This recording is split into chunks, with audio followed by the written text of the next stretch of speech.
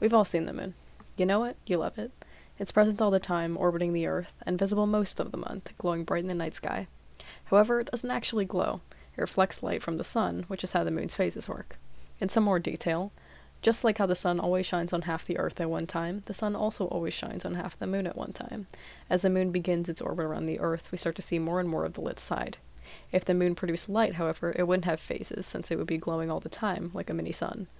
Instead, as the lunar cycle progresses, the moon waxes, or grows, into a full moon, and then wanes, or shrinks, back into a new moon, over the course of 28 days.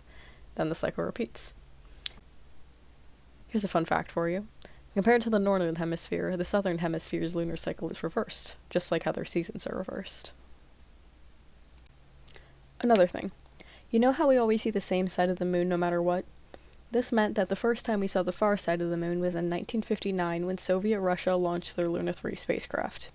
This is because the moon's orbit is tidally locked, which means that the time it takes to rotate on its axis, aka a lunar day, is the same amount of time it takes the moon to do a full orbit around the Earth, aka a lunar month. Little side note, in some contexts, a year can be defined as the amount of time it takes a body to do a full orbit around its parent object. In the Earth's case, that's the sun, so by the same logic, the moon's parent object is the Earth. Therefore, a lunar year could technically be considered the amount of time it takes for the moon to orbit the Earth, which is about 28 days. Due to the fact that the moon is tidally locked, this is also the same amount of time it takes for a lunar day. So, with this definition, a lunar year and a lunar day would be the same amount of time. However, we usually refer to the moon's full orbit as a lunar month and consider a lunar year to be made up of 12 lunar months, so it ends up being about around the same time as an Earth year. Finally, the thing that intrigues me the most, eclipses. An eclipse occurs when the Earth and the moon's orbits align in such a way that the moon passes directly in between the sun and the Earth. This causes the moon's shadow on the Earth to, during a total solar eclipse, perfectly block out the sun, making it seem like nighttime when it's the middle of the day.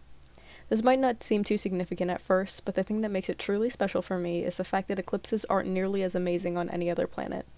This is because the sun is about 400 times bigger than the moon, but also 400 times farther away from the Earth. This allows the moon's shadow to perfectly block out the sun, as opposed to on other planets, such as Mars, where a total solar eclipse will never happen. And in my opinion, that's just another reason to love the beautiful satellite that orbits our planet.